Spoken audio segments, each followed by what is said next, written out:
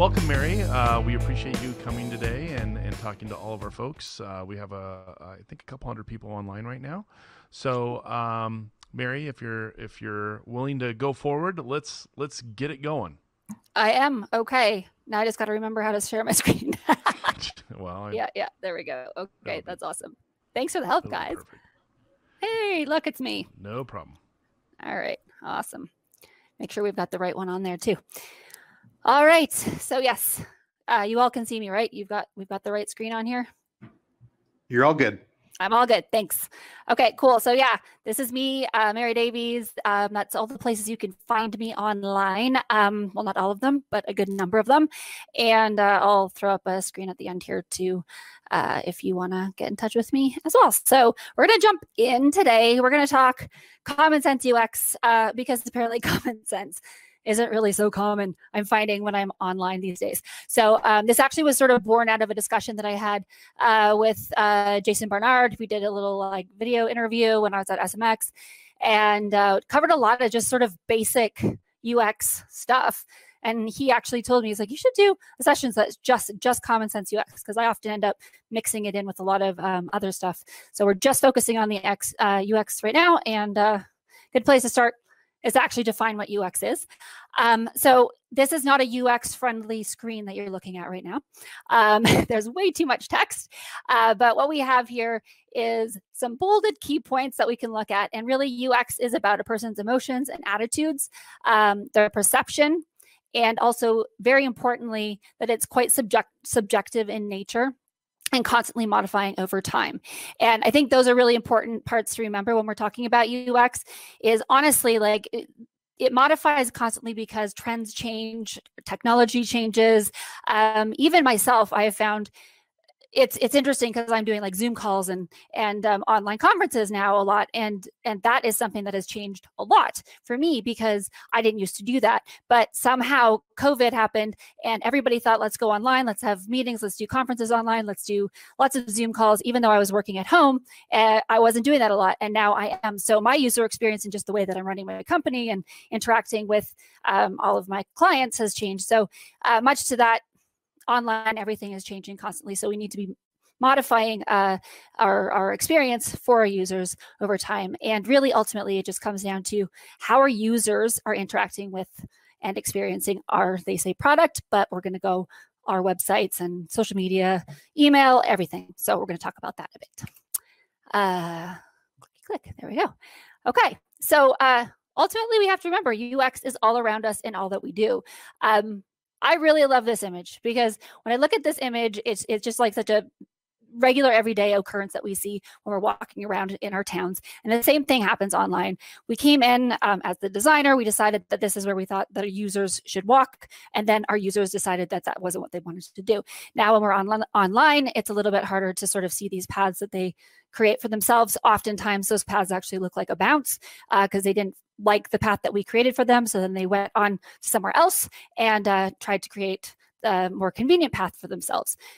So we're going to talk about UX and how to create a path that they want to walk on. So ultimately, your best UX tool, there are a ton out there, but the best one is you. You have to ask yourself, what do you like when you're out in the wild and you're online? What is it that makes you crazy? What do you notice? And keep a list to reference over time. I have so many notes about what I experience when I'm just sort of like going through my own client sites or just like looking to buy whatever it is that I happen to be buying on a weekend or whatever. And especially those lists that I make for my clients have been very, very helpful. So we have a lot of clients within our company that are all over the board. We're doing social media management or doing SEO. Some of them it's UX based, but even for those ones that aren't UX based, I still want to make sure that I'm letting them know when I'm seeing those UX sort of frustration points. So if you keep a list that you can reference and then you can send that email off to your client, go, oh, by the way, I noticed this little hiccup. That will be something that they appreciate, I'm sure. So yeah, use yourself as your best UX tool and just see what you love and what you hate in the online world. So human testing is really what we're talking about when we're talking about using ourselves as the tool.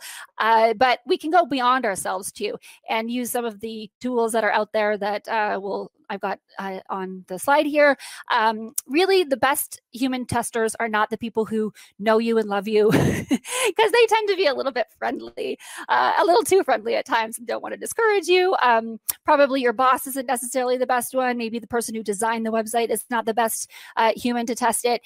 We want to look outside of those sort of spaces where people are going to have a strong bias and get some real user feedback. So some of the tools that you can use, 5-second test, user testing, both.com. Lucky Orange is sort of an ongoing thing, whereas those are just sort of a flash in the pan type of an approach, where you can actually watch your users online actively while they're doing it, create recordings, share it with your client, show them what you're seeing as hiccups.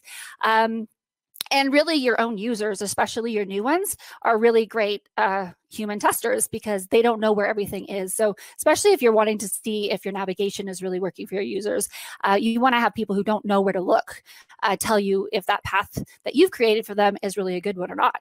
So yeah, really, there's always room for improvement. And I'm sure that we all have the most beautiful websites we've ever laid eyes on. Well, actually, I don't. Please don't judge me by my website. It is in a terrible, sad state right now, but it will get there. We're in the middle of a redesign. So yeah, fingers crossed that'll be done soon. But good enough really is never good enough. There's always, always, always, always room for improvement. So don't just go, you know what, we're making good sales. We're happy with what we've got. There's always room to improve that for your business or for your clients. So look for those areas. This is a big slide with a lot going on. So don't worry, you don't have to really pay attention to all of it. This is just sort of some of the areas that we're going to talk about moving forward. So this is what I like to call the common sense UX checklist. So these are all the areas that we're going to look at where we can just apply common sense and make a user experience that is far more pleasurable for our users and hopefully up, our business game. So we're going to hop right into it, and you can never get started better than with a cat in a shack. So mobile friendly is the first area that I want to talk about. There's a difference between what Google and users call mobile friendly. And I always really want to point that out. You can use the mobile friendly test that Google has there. It's just like a free, pop it in. They say, yes, it's mobile friendly, or no, it's not. That is the lowest bar that you ever want to use. Ultimately, you want to actually see what a person is actually experiencing. So in order to do that, we're going to use a tool at the very least, like in the Chrome developer tools, there's device mode, which is fairly decent. There's also Mobile Moxie puts out Pagescope, which is a fantastic tool. You can use, I think you get like 3 freebies per month or something, but you can also pay to use it more than that. And I have something fun for that in just a second. But really, tools are helpful, but hands-on is better. So if you can always, I have a Pixel 3, not 4, because it broke too soon. 2 months out. Oh, it just hung in there. But anyway, so but I'll call up a friend who has an iPhone and ask them to take a peek and stuff. It's always good to sort of have that real life experience looked at as well. So here's the fun part. So you get to win a free month of Mobile Moxie. So reached out to Cindy Crum there, and she said, yeah, sure, let's give some freebies away. So if you go over to my Twitter profile at UluMary, I would like you to tweet at me, show me the Moxie. And if I pick you, you'll win. It'll just be random. But anyway, I'll announce the winner probably on Monday, and you will get that. So thanks for that, Cindy of Mobile Moxie. So the next thing we want to jump into here is page speed. In my opinion, this is really, honestly, probably the most single important thing that you can do from a UX perspective. Really, ultimately, we all know that, right? So when I started out here, I was talking about you're your best tool. So think about what it is that you do when you pick up your phone and go search for something, or on a desktop, whatever it is. If there's that that lag that we all hate, if that exists, that's the fast. I'm gonna turn around. I'm gone. I'm a very impatient person when I'm online, and it's probably in part because I'm online as much as I am. But yeah, so it's just the way that it is. It's not just those of us who live online. It's everybody. The stats say that 47% of users expect to load site to load in 2 seconds or less. 40% will leave after 3 seconds. I think it should be higher than that, but that's what we're looking at most recently. And 80% expect a mobile site to load just as fast, if not faster than a desktop site as well. And really what it comes down to is if you have a slow loading site, you're beginning the user's experience with your brand with frustration, and that's not a really good foot to get off on. So here's some just sort of basic, stats that we like to look at to sort of back when we say things like this. I think this is all, as I said at the beginning, this is common sense, but just a real good reminder when we can look at the numbers that really the longer it takes for a site to load, this is specifically on mobile, these statistics, but our bounce rate just increases astronomically. So for a user, and also just, if you want to sell anything or get people through, it's really important to address that. So let's go on to titles and descriptions. This is my sort of number 2 to the page speed that I think is the most important. Titles and descriptions really are your first impression. So you think about it, somebody goes to Google, they search whatever they're searching, and then they're presented with the search results page. And really, this is your first foot in that door. This is them seeing you for the very first time. And what they see needs to wow them. There's a lot of choices. And a lot of it is flashy choices increasingly with a lot of ads and video and shopping and all of that taking up a lot of space. So you really need to make sure that your titles and descriptions are selling you and are truthful, which we're going to talk about in a little bit. Really what we want to do with our title and description is tell Google and tell the user that you are what they're looking for. Ultimately, the only purpose of Google, you go to a Google homepage, it's an empty white page basically with a position with a place to put a search query, to ask a question. You're basically looking for something. There's nothing else there. They're not an entertainment platform there. That's just, you need to say, I want this, and then they'll provide it. So really what we need to do is say, yeah, hi, we're the thing that you are looking for. Providing solutions seems to work really, really well. If we look in, so I like cats, if you hadn't noticed, this is going to be a theme. Anyway, if I looked up cat toys, really the top results when I was putting the slide together, it's all best sellers, top or 10 best cat toys, 16 best interactive cat toys. I wasn't putting in that stuff. This was just sort of coming up. It's a lot of lists, a lot of best of. And so that really tells us it's really solution-based titles and descriptions that are being chosen for those results. We also need to make sure that we're testing and adjusting our titles and descriptions, especially when we see a shift in the algorithm, when we see maybe some of our competitors encroaching into the space that we've maybe owned, and sort of take into account that the way people are searching or maybe what they're searching for is changing over time. So it's not a set it and forget it space at all. And then I mentioned this a little bit before, but really we just want to make sure we're never misleading or lying in our titles and descriptions. There's zero gain for you to do that, and it frustrates the user. You might get that click through, but what's that click through worth if they just bounce right back out? So never, ever, ever go into that space. And we're going to talk a little bit about that and show some examples in just a sec here.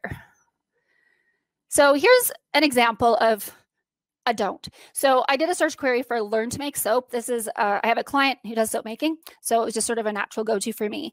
And this is what I got here, learning to make soap. There's lots of reasons to make soap. I feel like I'm going to learn to make soap when I click through to this. However, that said, now I did want to point out this is on page 5. So I'm not talking about UX as it pertains to ranking specifically, but I do find that these examples tend to be buried a little further. So this is me trying to learn to make soap. So far, it's not really telling me a lot about making soap. There certainly are a lot of ads. There's a nice big white space, which is handy. Just went on, and I'm here looking to learn to make some soap. And then we get into sort of a comment section, and I'm not sure really where the directions for soap making is. So I scroll back up and sort of reassess this block of text here and go, certainly somewhere in here, there's got to be some way. There it is. So there's a soap making class buried in here. And then I'm going to go through, and here I am over here on my next page, and still can't learn to make soap. but they're going to give me the course curriculum, and I click through, and then I can sign up. So that was not a successful title description. It did not give me what I was looking for at all. Here we have the exact same search query, really great title and description like we had before. There's my Learn to Make Soap. This is on page 1. And I like soapqueen.com. It's like a very authoritative sort of sounding URL. So I like that domain name. So this is just straightforward, and it's very user friendly. I've got immediately images. I've got commonly used terms that go along with soap making. They've got some safety tips in there. They've got all the equipment that I'm going to need. Go down. I can even choose if I want a simple type of recipe or something more advanced. And then much like that other one, we go into some sort of the comment section as well. But as a user, this title and description led through to something that was very pleasurable. It gave me exactly what I was looking for, and it was on page 1. So, perk for that. But I'm not leaving frustrated. I'm quite happy with that experience. So we're going to jump out of the titles and descriptions. We do reference back to this again, but we're going to move into that useful content that we just had a peek at. So all content really should have a clear purpose. And as we saw in that example, it really did. Those of us who have been in this space for a really, really long time have sort of ingrained in us the propensity to do this sort of writing for keyword type content thing. And we they beat it out of us because so many of us sort of lived in that for so long. I remember, gosh, back in like 2004 or whatever it was. And it's just embarrassing if you look at some of that content back then. But ultimately, we need to be writing for the user. And again, it's really answering that query, creating that solution, giving the user what they want. And the keywords really will naturally just appear if you're creating that content that is focused in on being useful. If you're creating some content that is about soap making, then it's pretty simple to just write about soap making. You don't have to be stuffing in the keywords along the way. It's just right there and ready for you. And then you're going to look for ways to produce useful content as well, if you don't have that off top of mind. So here's some ways that we can do that. Google suggests. How easy is that? It's right there. It's made for you, right? So it's super, super easy. You're just going to put in whatever, and then it's going to give you some ideas. So we've got teacher cat. Oh, look. Okay. So tricks to fetch. I love the gun safety one. Why not? I have no idea. But another one is Answer the Public. It's a really fantastic tool. You can teach your cat how to high five, how to have manners, or more importantly, ask, what can you teach your cat to do? Because I know my cat, you can't teach her to do anything. So that's maybe a good starting point.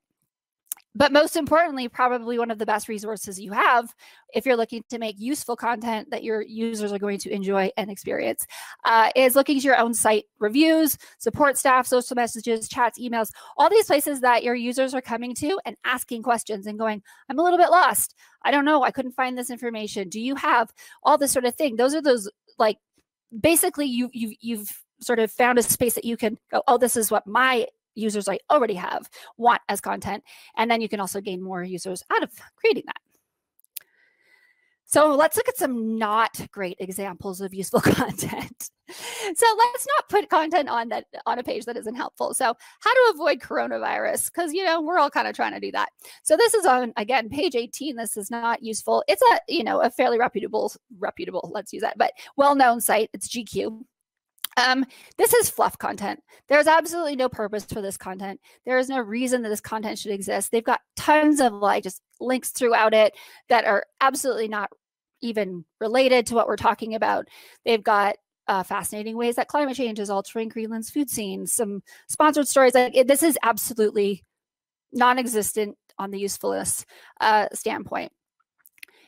If we want to create useful content, we're going to be clear. We're going to provide that helpful content that is easily understood. So here we have the exact same question, and we end up on the World Health Organization, shocking, website. But what's interesting here is that we actually have, oops, it's not It's not scrolling for me. Oh, it is. Okay, there we go.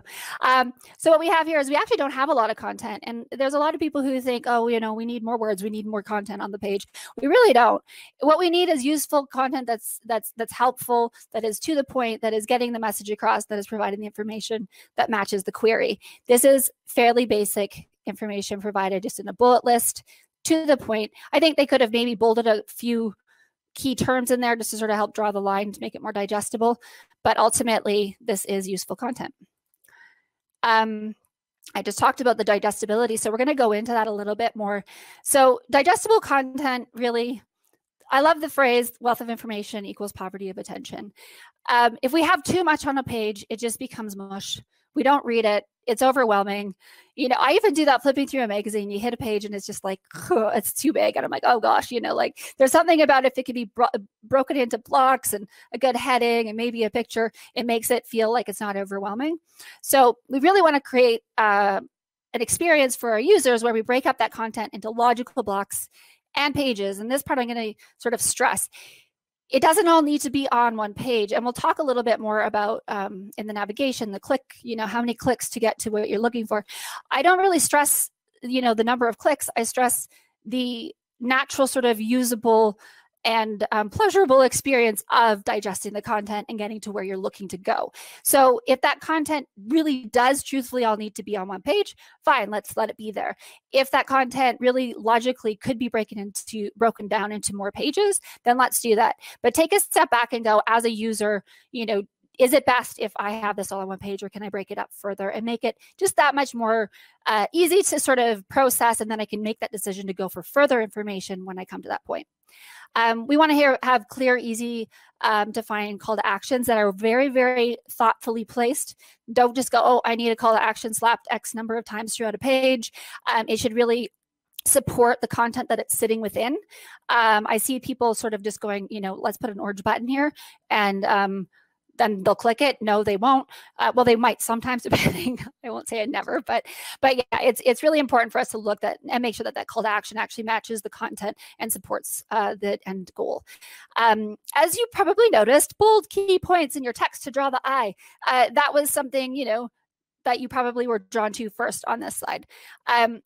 This is a really easy way for us to break content up and make it more digestible. And it actually immediately tells our brains to just like calm down. It's okay. So what our brains will do with those bolded sentences is it'll go, oh, that's all I have to look at. Even though we will probably read more than that, but our brain kind of goes, oh, okay, I only need to read those 3 things.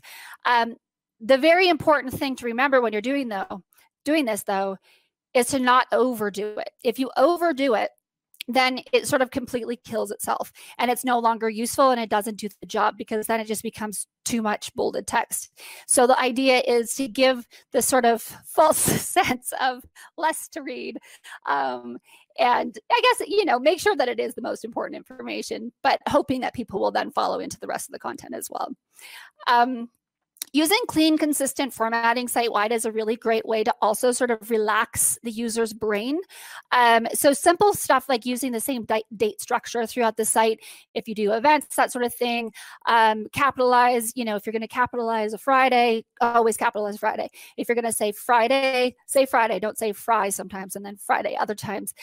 There's little simple things like that. If you have different ways of naming something, always make sure that you name it the exact same way throughout the whole site.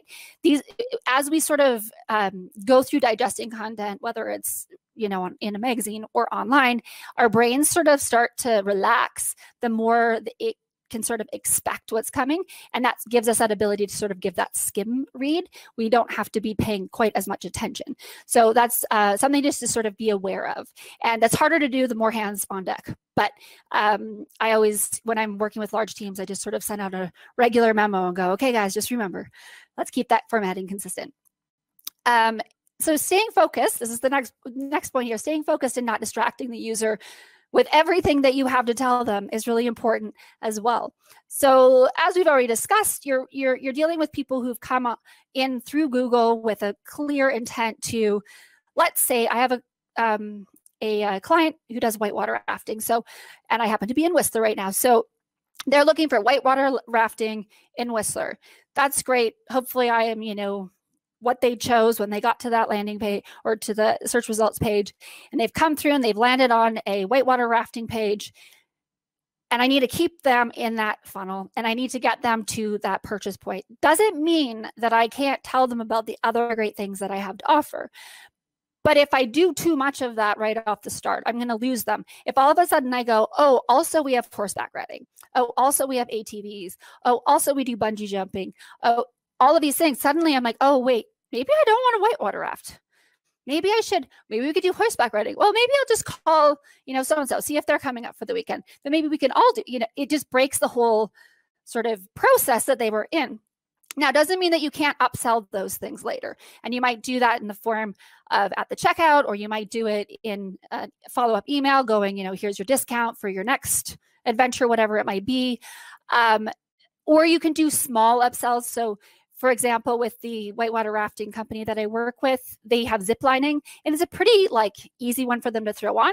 So we have, after, sort of giving the basic whitewater rafting information, we have the add a zip to your trip for, I think it's $15, $20, whatever it is. It's a really easy thing, but it's an ad rather than a would you like to do or distracting you from that path. It is in addition to your search intent action.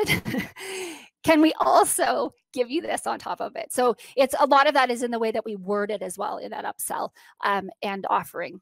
But yeah, don't panic and say we have to tell you everything on one page or everything throughout our whole site. Most people don't enter your site on the homepage. Most people enter your site on an internal page that is specific to their search query, and they'll find the page that really works for them. Don't make everything about everything you do. And then break up the text with imagery that supports the information. That's the key part. It's easy for us to just slap a picture up just to make the picture pop or the page pop more. I really want you to think about using an image that actually supports what's happening and encourages the next action that you want them to take. I like to create the call to action within the image. If I can do that, sometimes that works really well, but it'll be dependent on what your site is doing and what you're selling. So this is a little wrap up on this particular section that we're talking about. So titles and descriptions and content checklist. It's really, really simple, to the point. I had a lot to say there. This is really the most important stuff here, is to just ask yourself, is it true and to the point? Is it helpful and does it fulfill a need? Is it easily understood? And using ourselves as the UX tool, would I enjoy the experience? So let's talk about engaging images. I can't help myself but laugh. Okay, so we're going to talk about engaging images here. They are handsome. Oh shoot, they are very handsome. I was like, oh, what am I going to use here? Because I'm always trying to find an image that's going to resonate with my audience. So we've got these three. Not even me. That's Bruce Campbell. It's not even me. We've got these handsome dudes here. So yeah, 90% of the information transmitted to the brain is visual. We've got a lot of, information about this photo hitting us right now. 80% of the text on the page doesn't even get read. So that visual messaging that you're putting out there is super, super important. And really just think about your image quality reflects your business's quality. So I don't really know what this says about my business, but I don't know. You guys can tell me. And really what I'm using this as an example of is to use images that mirror your users. And I didn't know who all was going to be here today. So I went with, the best known good here. And this is really so that you who are sort of participating and experiencing what I'm presenting to you can see yourself as part of the experience. So again, getting back to that whitewater rafting company that I work with, I've asked them, I said, go out to the river, look around. When you look around, what do you see? Is it families? What are the different sort of demographics that we're looking at? What are the age groups? All of these sort of things. Look around and just see who is it that's on the river that I can then make sure that I'm putting that in the imagery, because those are the people who, when they click through, they need to see themselves there. They need to go, oh yeah, that's me. I'm in that boat, and they'll want to be there, or go and eat leaves in a garden. So let's talk a little bit about navigation. Navigation is a really, really important element of UX. So we really don't want to lose our visitors to navigation exhaustion. What I mean by that is we've all been there, the the navigation loop from hell where you just like, I swear I was just right. I was just here. I just went around in a loop and now I'm back to where I started. So really one of the best ways that you can do that is, as I stated in the beginning, having somebody who's never been through your site before come in, give them a mission, say, I want you to find whatever, pick a thing that works for your business, an end goal that you want people to experience, and ask them to navigate and to get there. Don't give them any clues, and then see and let them find those sticking points. You can also do this through like user testing. If you don't, just to have somebody else you can pull to do it and do that. But that's the best way to sort of see that, because it's hard for us who are really familiar with a website to be able to do that, because we know what we're looking for. We know how to get there. We've experienced it far too many times. So, and again, as I've already mentioned, but really just saying it's not about less clicks, it's about a clear path is just like hugely, hugely, hugely important, because I've had clients all the time go, oh, but somebody said less clicks. And it's like, no, it's not less clicks. It's the best journey. So whatever makes that content the easiest to get from point A to point B to that end goal, that's what we're after when we're looking at navigation. And breadcrumbs, you know what, they are just, we don't want to rely on breadcrumbs, but they are that savior. if you miss something, if it didn't work out, if maybe you're still in the throes of improving your navigation, that breadcrumb navigation is a really good lifeline to help your users get back to where they started, if nothing else, and to begin their sort of process again if they've ended up in the wrong wing of the site. So and then really we just have to ask ourselves, where am I taking them and why am I taking them there? So what's that end goal and what's the best way for me to provide that pathway? And this is an important point, is update it as needed. Sometimes we just get a navigation in place and then we just sort of leave it there. As we are increasingly adding that useful content that we've sort of discovered we could do, we might need to change up our navigation structure now that we have provided that better sort of content experience to reflect that and make it easier for our users to find the best stuff that we've got to offer them. This is the most common sense, I would say, point of this entire session. Avoid frustration. So there's a bazillion frustration points, and we could probably do a whole hour just talking about them, and we could just have the comments open and everybody go, this is my least favorite thing that I encounter when I'm online. My least favorite thing that I encounter online, which I think everyone here probably does as well, is that like free shipping. And then by the time you get through into the site, you load up your cart, you maybe hummed and hawed over 5 different things. You maybe even went and price compared with other people, and you came back and you've, how many hours you've spent loading that cart up, and then you enter in your shipping information, blah, blah, blah. And then, oh, wait, no, free shipping is only for people who live in Colorado and order on Sunday morning, whatever it might be. That is so frustrating. So when you're offering those freebies or whatever it is, I'm using free shipping as that's a common one I see. Make sure that you really make it clear that there are restrictions and offer a very, very clear path to what those are. You're not doing anybody any good by just getting them frustrated and exhausted and then just basically forming a terrible opinion of you as a company and never wanted to come back again. Fixing broken links all of the time. We have a person on staff that pretty much, I think that they could do this full time. Is just constantly going back in and checking. It just happens. It's where it is, but we all hate it. And so just keeping a good eye on that. And then one of the easiest ways that we can avoid frustration is really offering people an easy way to sign in or sign up or log in, share information. I, for one, am very happy to sell my soul to Facebook and log in with Facebook absolutely everywhere I can. Some people have an aversion to that. I do not. I want a one-click, I'm in, and that's it. And we, there's some people who really feel that that's, you're not getting enough information. There are some sites I know that really, really want to have further information about who it is that's contacting them or signing up. There's a lot of ways that you can go about getting that information while still offering these easy logins. So you can go, log in with Facebook, or if you're happy to provide additional information, you can do our full form sign up and you'll be entered into this month's t-shirt contest or whatever it is, or send them a follow-up email after they have signed up and go, hey, we'd love to get to know more about you.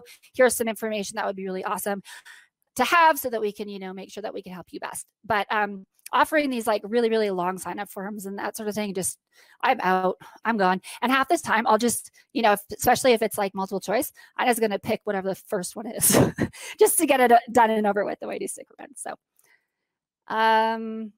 links to external sites. So whenever you do link out to an external site, it should always add value to the user. I don't know why most of us would never do it anyway if it didn't.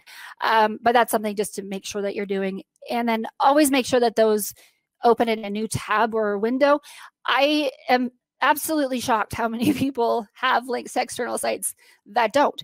And then I've gone on to an external site to maybe have further information on a subject, and I find myself, oh wait, this other site's completely gone. Where was I again? I don't even remember. So just have that open in a new tab. It's easy. When I close that, you're the first thing I'm going to see. You haven't lost me as a user, but you've provided me with that extra information that I needed to go to elsewhere to get. And what I mean here by the don't be afraid to offer the best experience is really just don't be afraid to link externally.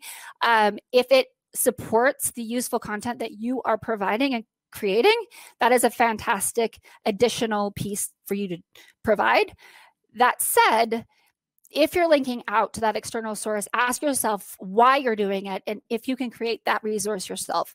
So sometimes we can't because it's copyrighted or whatever, but sometimes we can. And so we can just go, hey, wait, why don't I just create my own version of this information and really make it a part of the content that I'm creating for my users within my own space. FAQ pages. So FAQ pages are like sort of this like weird thing that we all have. And I don't think a lot of people give a lot of thought to them. So honestly, though, FAQ pages are often where people go when they're lost. They're not going there first, that's not the landing page that they're entering in on usually. Like they might have searched for something that ended up with that being the results page, but highly unlikely. Usually I'm going to an FAQ page because I can't find what I'm looking for. So easy navigation on that page is really, really, really key because at this point I'm already probably a bit frustrated. I haven't found what I'm looking for. The last thing I want to do is now spend an hour trying to figure out how to find that information on the FAQ page. So we want to make sure that if you have, anchored links that, if you're going to jump me 3/4 way down the page, that you're also giving me a back to top link, just little stuff like that, using accordion style, that sort of thing. That really helps that FAQ page be a little bit more useful. Is also, though, a great place to find what pages you should probably be improving and or building. So if you have it in your FAQs, why is it in your FAQs? Is it because you forgot to add it to the page that it's relevant to? Is it because you're too lazy to build a page about it?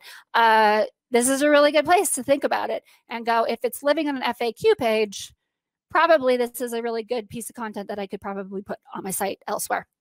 And then another thing to do on an FAQ page, though, is to really make sure that we are offering an easy way for users to reach us. If I don't find the answer to what I'm looking for, I might already be a little bit frustrated at this point. Give me a clear way to reach you, whether it's like chat or contact form or phone number, whatever. Just this is a space that I might be getting stuck at. So give me a way to easily get in touch. Speaking of 404 pages, or frustrations, a lot of people end up on this page when they are not happy. So it's not what they went there for. They didn't click the link to, hey, 404 page. They clicked the link to whatever it was they were expecting, and this is where they ended up. Now, there's ways to make it a little bit more fun.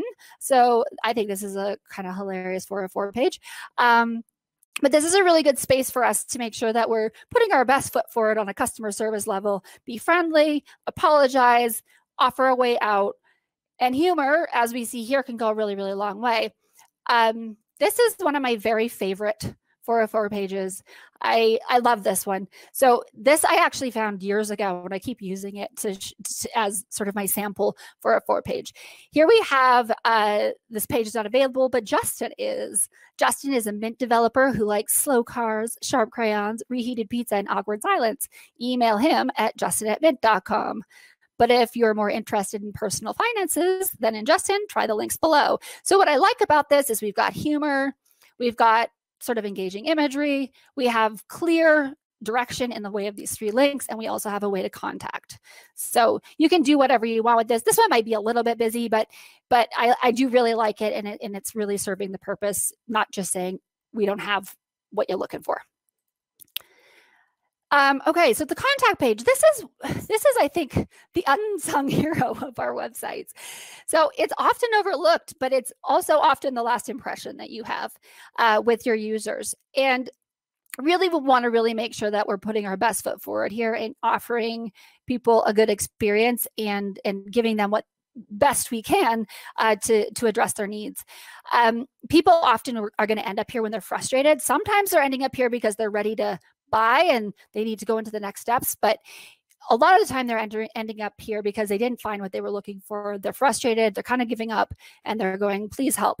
So we really want to make sure that we're giving some care and attention to this page.